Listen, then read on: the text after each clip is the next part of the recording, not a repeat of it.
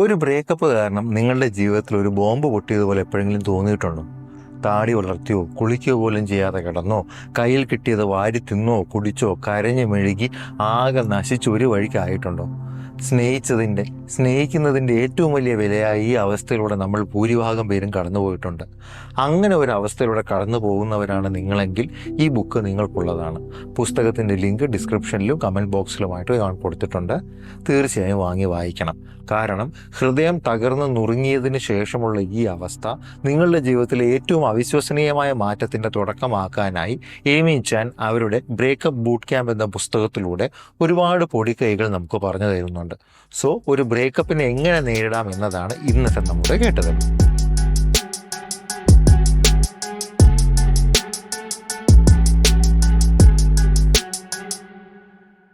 Breakup അത് എല്ലാവർക്കും ഒരുപോലെ വേദന തരുന്ന ഒന്നാണ്. പക്ഷെ അത് നിങ്ങളുടെ ഹൃദയവും മനസ്സും മറ്റൊരു നല്ല കാര്യത്തിനായി തുറന്നു തരുന്നു എന്നാണ് ഏമി പറയുന്നത്. നമുക്കെല്ലാവർക്കും ഓരോ കോപ്പിംഗ് മെക്കാനിസംസും ഉണ്ടെന്ന് പുള്ളിക്കാരി വിശദീകരിക്കുന്നു. ഒരു പക്ഷേ പ്രശ്നമുള്ള കുടുംബ സാഹചര്യത്തിൽ നിന്നോ മനസ്സിനേറ്റ പഴയ മുറിവുകളിൽ നിന്നോ ആകാം അതുണ്ടായിട്ടുള്ളത്. നിങ്ങൾക്ക് വളരെ ആരോഗ്യകരമായ ഒരു ബാല്യകാലം ലഭിച്ചിട്ടുണ്ടെങ്കിൽ നിങ്ങളുടെ കോപ്പിംഗ് മെക്കാനിസംസ് ചിലപ്പോൾ മികച്ചതായിരിക്കും. എന്നാൽ ഇനി അങ്ങനെ അല്ലെങ്കിൽ കൂടി നമ്മൾ തനിച്ചല്ലെന്നും നമ്മുടെ ജീവിതം മാറ്റി എഴുതാൻ നമുക്ക് കഴിയുമെന്നും ഏമി ഉറപ്പ് നൽകുന്നു. അതെങ്ങനെ ചെയ്യാമെന്ന നിർദ്ദേശങ്ങളാണ് ഇനി അങ്ങോട്ട്. ഒരു ബ്രേക്കപ്പിലെ ഏറ്റവും ഭയാനകമായ സ്റ്റേജാണ് അവർ എന്നെ ഉപേക്ഷിച്ചു ഇനി എന്ത് എന്നുള്ള ആ ഒരു ഘട്ടം. ഭ്രാന്ത് പിടിച്ചപ്പോഴുള്ള ഈ തോന്നൽ സാധാരണമാണെന്ന് തിരിച്ചറിയുക. സോഷ്യൽ മീഡിയയിൽ നിന്ന് അവരെ സ്റ്റോക്ക് ചെയ്യാതിരിക്കുക. പഴയ വഴക്കുകൾ ഓർത്തെടുക്കുക. ഒരുപക്ഷെ പ്രതികാര ചിന്തകൾ പോലും നിങ്ങൾക്ക് ഈ സമയത്ത് ഉണ്ടായേക്കാം. എന്നാൽ ഇതൊക്കെ നിങ്ങൾക്ക് ഭ്രാന്തായതുകൊണ്ടല്ല, മറിച്ച് നിങ്ങളുടെ പ്രണയബന്ധം നൽകിക്കൊണ്ടിരുന്ന ഡോപ്പമീൻ ഹിറ്റിന് വേണ്ടി നിങ്ങളുടെ തലച്ചോറ് തീവ്രമായി ശ്രമിക്കുന്നതാണെന്ന് ഏമി വിശദീകരിക്കുന്നു. എന്നാൽ ഇതൊക്കെ അങ്ങ് നിർത്താൻ വെറുതെ നിർദ്ദേശിക്കുകയല്ല ഏമി ചെയ്യുന്നത്. നമ്മൾ ആദ്യം ചെയ്യേണ്ടത് നമ്മുടെ യഥാർത്ഥ ആവശ്യം തിരിച്ചറിയുക എന്നതാണ്. നിങ്ങൾ ഒറ്റയ്ക്കാണോ, ബോറടിച്ചിരിക്കുകയാണോ, അതോ സ്ട്രെസ്ഡോ ഫ്രസ്ട്രേറ്റഡോ ആണോ? അത് കൃത്യമായി കണ്ടെത്തുക. എന്നിട്ട് എക്സിന് തുരുതുരാ ടെക്സ്റ്റുകൾ അയക്കുന്നതിന് പകരം ഒരു സുഹൃത്തിനെ വിളിക്കുക. ആവശ്യമാണെങ്കിൽ ഒരു സെൽഫ് കെയർ റൂട്ടീൻ തയ്യാറാക്കുക. ഒരു മസാജോ ഹെയർ കട്ടോ അങ്ങനെ എന്തെങ്കിലും. നിങ്ങളുടെ എക്സിനെ കോണ്ടാക്ട് തന്നെ ഡിലീറ്റ് ചെയ്യുക, അവരെ ബ്ലോക്ക് ചെയ്യുക, അൺഫോളോ ചെയ്യുക. കാരണം ഓരോ ചെറിയ ഇൻട്രാക്ഷനും ഒരു ചെറിയ വഴക്ക് പോലും നിങ്ങളുടെ തലച്ചോറിലെ ആ ഡോപ്പമീൻ ആസക്തിയെ ഊട്ടി വളർത്തും. അവരോട് സംസാരിക്കാനുള്ള തോന്നലിനെ പോസിറ്റീവായി എന്തെങ്കിലും കൊണ്ട് റീപ്ലേസ് ചെയ്യുക. Exercise, cooking, journalling. ആദ്യം ഒരു അസ്വസ്ഥതയൊക്കെ തോന്നുമെങ്കിലും പിന്നെ ഇത് പതിയെ പതിയെ ഒരു ശീലമായിട്ടങ്ങ് മാറും. പിന്നെ ചെയ്യേണ്ടത് അവരുടെ ഓർമ്മകൾ കൊണ്ടുവരുന്ന എന്തിനേയും ഒഴിവാക്കുക എന്നതാണ്. ഒരുമിച്ച് താമസിച്ചിരുന്ന സ്ഥലമാണെങ്കിൽ അവിടെ മൊത്തത്തിലൊന്ന് വൃത്തിയാക്കുക. ഫർണിച്ചറൊക്കെ റീഅറേഞ്ച് ചെയ്യുക. പുതിയ തുടക്കങ്ങൾക്ക് അക്ഷരാർത്ഥത്തിൽ ഇടം നൽകുക. ഇനി അഥവാ എക്സിനോട് കോ പാരൻറ്റിങ്ങോ ജോലിയോ ഒക്കെ പോലെ എന്തെങ്കിലും കാരണം കൊണ്ട് ഇൻറ്ററാക്ട് ചെയ്യേണ്ടതായിട്ട് വന്നാൽ അത് കർശനമായി ബിസിനസ് ഡീല് പോലെ ടു ദ പോയിന്റ് പോലെ മാത്രമാക്കുക. ഇനി ഇതൊക്കെ ചെയ്താലും നിങ്ങൾക്ക് അവരെ കാണണമെന്നും തിരികെ ഒരുമിക്കണമെന്നുമുള്ള തോന്നലുകൾ വരും. അതിനെ ഫൈറ്റ് ചെയ്തിട്ട് യാതൊരു കാര്യവുമില്ല. മറിച്ച് അവ ടെമ്പററി മാത്രമാണെന്ന് ഓർമ്മിക്കുക. പിന്നെ ദൈവത്തെ ഓർത്ത് ആ സങ്കടം നിറഞ്ഞ ബ്രേക്കപ്പ് പ്ലേലിസ്റ്റ് ഉണ്ടല്ലോ, അതൊന്ന് ഒഴിവാക്കണം. വേണമെങ്കിൽ ഒരു ഡപ്പാൻ കുത്ത് പാട്ടിട്ടുണ്ട് അറിഞ്ഞങ്ങ് ഡാൻസ് കളിച്ചോന്നേ. പിന്നെ എക്സുമായിട്ടുള്ള ശാരീരികമായിട്ടുള്ള അടുപ്പം ഒരു കാരണവശാലും നിങ്ങൾക്ക് ഒരു ഗുണവും ചെയ്യില്ലെന്ന് ഏമി അടിവരയിട്ട് പറയുന്നു. നിങ്ങൾക്ക് ഏകാന്തത ഒരു പ്രശ്നമാണെങ്കിൽ നിങ്ങൾക്ക് പിന്തുണ നൽകുന്ന സുഹൃത്തുക്കളെയോ പ്രൊഫഷണൽസിലെയോ സമീപിക്കുക.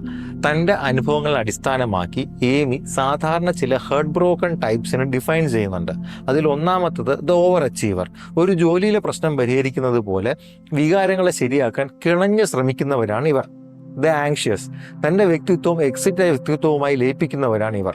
പിന്നുള്ളത് ദ ജെയ്ഡഡ്. ഇവർ തങ്ങളുടെ വേദനകളുടെ ഉള്ളിൽ ഒളിക്കുന്നു.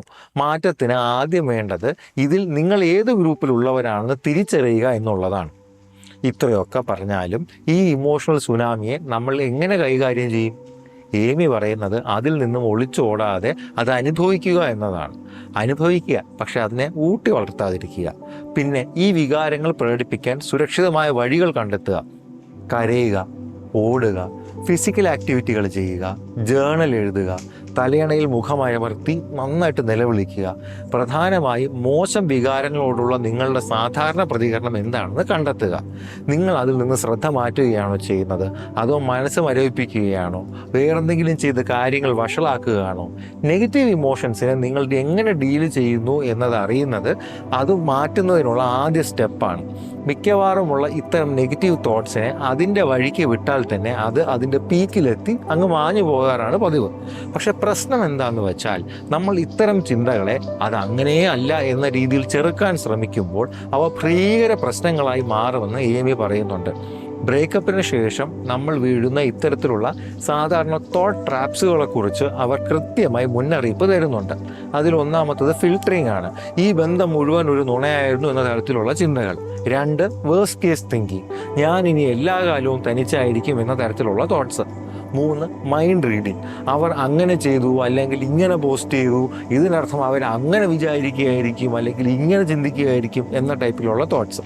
പിന്നെ ഷുഡ് റൂൾസ്, അവർ അങ്ങനെ ചെയ്യണമായിരുന്നു, ഞാൻ ഇങ്ങനെ ആവണമായിരുന്നു എന്ന അബദ്ധധാരണകളാണ് ഇത്. പിന്നെ ഉള്ളത് ബ്ലെയിമിങ്, അവരെൻ്റെ ജീവൻ തന്നെ തകർത്തു എന്ന ടൈപ്പ് മണ്ടത്തരങ്ങൾ.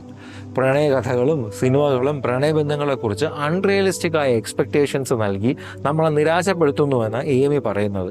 സോൾമേറ്റ്സ് എന്നത് ഒരു കെട്ടുകഥയാണെന്നും അത് പ്രണയബന്ധങ്ങളിൽ വെല്ലുവിളികൾ ഉണ്ടാകുമ്പോൾ തന്നെ ആളുകൾ എളുപ്പത്തിൽ തോൽവി സമ്മതിക്കാൻ പ്രേരിപ്പിക്കുമെന്നും അവർ അഭിപ്രായപ്പെടുന്നു. നിങ്ങളുടെ സന്തോഷത്തിന് കാരണം വേറെ ഒരാളെ ആക്കാതെ സ്നേഹത്തിൻ്റെയും അംഗീകാരത്തിൻ്റെയും ഉറവിടം നിങ്ങളായി തീരുന്നതിനെ കുറിച്ചാണ് ഏമി പറയുന്നത്. ഒരു മികച്ച പൈ ചാർട്ട് എക്സസൈസ് അവർ നിർദ്ദേശിക്കുന്നുണ്ട്. നിങ്ങളുടെ കയ്യിലുള്ള മൊത്തം സമയത്തെയും എനർജിയും സങ്കല്പിക്കുക. പ്രണയത്തിലായിരുന്നപ്പോൾ അത് എങ്ങനെയൊക്കെയാണ്, ആർക്കൊക്കെ ആയിട്ടാണ് നിങ്ങൾ ഡിവൈഡ് ചെയ്ത് കൊടുത്തിരിക്കുന്നതെന്ന് ഒരു പൈ ചാർട്ട് വരയ്ക്കുക. ഇനി പുതിയൊരു പൈ ചാർട്ട് വരയ്ക്കണം. അതിൽ നിങ്ങൾ നേരത്തെ നിങ്ങളുടെ എക്സിന് നൽകിയിരുന്ന ഭാഗം സെൽഫ് കെയർ, ഹോബികൾ, സുഹൃത്തുക്കൾ, ഫിറ്റ്നസ്, അങ്ങനെ നിങ്ങൾക്ക് ഇഷ്ടപ്പെടുന്ന കാര്യങ്ങൾ കൊണ്ട് നിറയ്ക്കുക. എന്നിട്ട് അതങ്ങ് പ്രാവർത്തികമാക്കുക. പുതുതായി കിട്ടിയ സ്വാതന്ത്ര്യം വിവേകത്തോടെ നിങ്ങളുടെ ബെറ്റർമെൻറ്റിനായിട്ട് ഉപയോഗിക്കുക. സോ ഇപ്പോൾ നിങ്ങൾ ഒരു ബ്രേക്കപ്പിലൂടെ കടന്നു പോയിക്കൊണ്ടിരിക്കുകയാണെങ്കിൽ ദയവായി ഈ പറഞ്ഞതൊക്കെ ഒന്ന് ട്രൈ ഔട്ട് ചെയ്ത് നോക്കുക. നിങ്ങളിപ്പോൾ അനുഭവിക്കുന്ന ഈ ഇമോഷണൽ ഡിസ്ട്രെസ് ഉണ്ടല്ലോ, അത് വളരെ വാലിഡ് ആണ്. ജീവിതവും ചിന്തകളും ആകെ അലങ്കോലപ്പെട്ടിരിക്കുന്നു എന്നൊരു കുഴപ്പമേ അല്ല. എന്നാൽ ഇതിൽ നിന്നെല്ലാം പുറത്തു കടക്കാനും സുഖപ്പെടാനും സ്വയം പുനർനിർമ്മിക്കാനും കൂടുതൽ തിളങ്ങാനുമുള്ള ശക്തി നിങ്ങളുടെ ഉള്ളിലുണ്ട്. നിങ്ങളോ നിങ്ങൾക്ക് അറിയുന്ന ആരെങ്കിലുമോ ഒരു ബ്രേക്കപ്പിലൂടെ കടന്നു പോവുകയാണെങ്കിൽ ഈ വീഡിയോ ഉപകാരപ്പെടും എന്ന് എനിക്ക് തോന്നുന്നുണ്ട്. കൂടാതെ ഏമി ചാൻ്റെ ബ്രേക്കപ്പ് ബൂട്ട് ക്യാമ്പ് എന്ന ബുക്ക് അവർക്ക് വലിയൊരു സഹായമാകുമെന്ന് എനിക്ക് ഉറപ്പുണ്ട്.